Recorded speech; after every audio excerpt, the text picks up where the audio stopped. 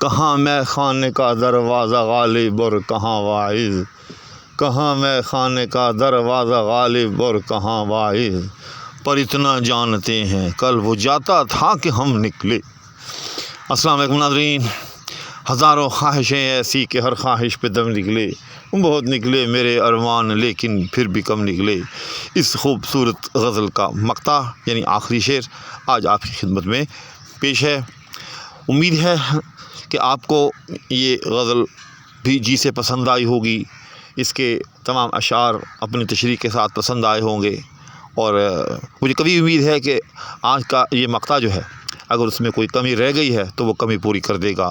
بہت خوبصورت مقطع ہے، رنگ بھر دیے ہیں غالب نے، اس لیے میں چاہوں گا کہ اس ویڈیو کو بھی اسی ذوق اور شوق سے آپ آخر تک ضرور دیکھیے گا اور شیئر بھی کیجیے گا۔ اور نیز اگر کوئی صاحب ابھی تک بھی میرے چینل کو سبسکرائب نہیں کر سکے ہیں تو پلیز وہ ضرور سبسکرائب بھی کر دیں تاکہ تھوڑی سی چینل کی ریچ جو ہے وہ بڑھ سکے۔ تو بلا تاخیر جو ہے ویڈیو شروع کرتے ہیں۔ کہاں میں خانے کا دروازہ غالب اور کہاں واعظ۔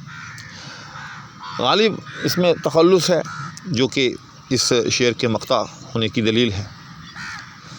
تو غالب کہتا ہے کہ صورتحال تو یہی ہے کہ واعظ کا میں خانے کے ساتھ کیا تعلق ہے۔ ظاہر ہے شراب ام الخبائث ہے، حرام ہے، تو وہ شخص جو کہ دین کا داعی ہو، داعی اللہ ہو، داعی الدین ہو، واعظ ہو، اس کا شراب خانے سے کیا تعلق۔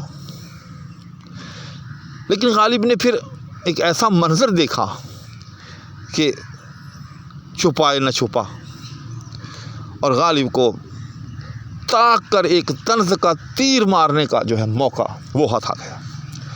چنانچہ وہی تیر مسموم جو کہ طنز کے زہر میں بجھا ہوا ہے، غالب نے وہ تیر جو ہے ایک مقطع کی صورت میں ہمارے سامنے لا رکھا ہے۔ تو جیسے میں نے عرض کیا کہ حالات کا، واقعات کا تو یہی تقاضا ہے کہ کوئی صاحب وعظ یا واعظ میں خانے کے اندر جانا یا وہاں جانا تو کو جا، وہ تو اس کے مضافات میں بھی نظر نہ آئے۔ لیکن غالب کہتا ہے کہ کل میں نے ایک عجیب منظر دیکھا۔ وہ کیا منظر؟ کہ پر اتنا جانتے ہیں کل وہ جاتا تھا کہ ہم نکلے۔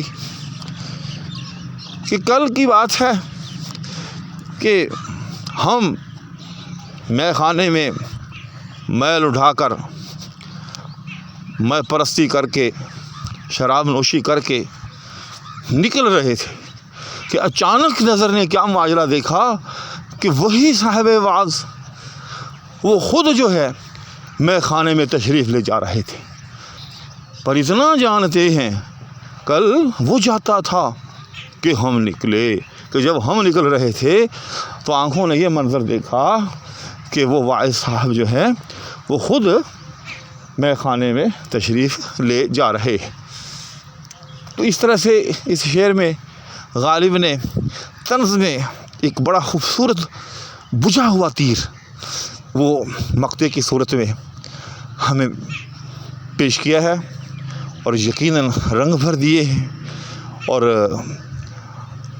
یہ ایک حقیقت ہے کہ جب اس طرح کی غیر متوقع صورتحال کسی انسان کو نظر آئے، خاص طور سے کوئی صاحب دین، کوئی متدین شخص، کوئی صاحب ریش اس قسم کی جگہ پر اچانک دکھائی دے، تو لوگ ٹھٹھا بھی کرتے ہیں، لوگ مذاق بھی کرتے ہیں، لوگ کہا بھی لگاتے ہیں، اور بڑا عجب لگتا ہے، اور سچ پوچھے تو بڑا برا بھی لگتا ہے۔ تو ناظرین، یہیں سے ایک اس مقطع میں چھپی ہوئی نصیحت کہ کسی شخص کی یہ پہچان کہ وہ بڑا صاحب تقویٰ ہے، صاحب دین شخص ہے، متدین شخص ہے، یہ اللہ کی نعمت ہے۔ یعنی ایک شخص ہے کہ اس کی یہ پہچان بن جائے کہ وہ زانی ہے، شرابی ہے، چور ہے، اچکا ہے، ڈاکو ہے، اور اس کے برعکس کسی شخص کی معاشرے میں یہ پہچان ہو کہ وہ بڑا اللہ والا ہے، نمازی ہے، بڑا پرہیزگار ہے، تو یہ اللہ کی دین ہے۔ تو یاد رکھیں کہ اللہ کی دین کو، اللہ کی نعمت کو پھر سنبھال کر رکھنا چاہیے۔ لہذا اگر کسی شخص کی معاشرے میں یہ پہچان ہو کہ وہ صاحب جو ہیں بڑے متدین ہیں، بڑے متقی ہیں، بڑے پرہیزگار ہیں، تو پھر اس کی لاج رکھنی چاہیے اور ہر اس جگہ سے، ہر اس مقام سے اجتناب کرنا چاہیے کہ جو اس کی بدنامی کا باعث بنے، کیونکہ پھر اس قسم کا کوئی سانحہ واقعہ کہ کل وہ جاتا تھا کہ ہم نکلے کسی ایسی جگہ پر، اس متدین شخص کا نظر آنا صرف اس شخص کے لیے ہی باعث ذلت اور باعث رسوائی نہیں ہوگا، بلکہ اس سے مجموعی طور پر دین پر بھی جو ہے ایک طرح سے حرف آئے گا، لوگ دین پر بھی انگشت نمائی کرے گی۔ لہٰذا اخلاقی طور پر، شرعی طور پر، ہر اعتبار سے جو لوگ بھی متدین ہیں، جن کو اللہ جل شانہ نے اس نعمت سے نوازا ہے، جن کی یہ پہچان ہے کہ وہ صاحب جو ہیں بڑے اللہ والے ہیں، ان کو اس کی لاج رکھنی چاہیے اور ہر ایسی جگہ سے پرہیز کرنا چاہیے کہ جو ان کے لیے بھی اور مجموعی طور پر پورے دین کے لیے بھی انگشت نمائی کا، انگلیاں اٹھنے کا سبب بنے۔ تو ناظرین، آج ایک بہت ہی خوبصورت غزل اپنے اختتام کو پہنچی۔ انشاءاللہ اگلی ویڈیو میں ایک نئی غزل کے ساتھ اور اس کے مطلع کے ساتھ آپ کی خدمت میں پھر حاضری ہوگی۔ اس وقت تک کے لیے فقیر کو اجازت دیں۔ آپ کے لیے بھی ڈھیروں دعائیں اور اپنے لیے بھی دعاؤں کی درخواست۔ اللہ حافظ۔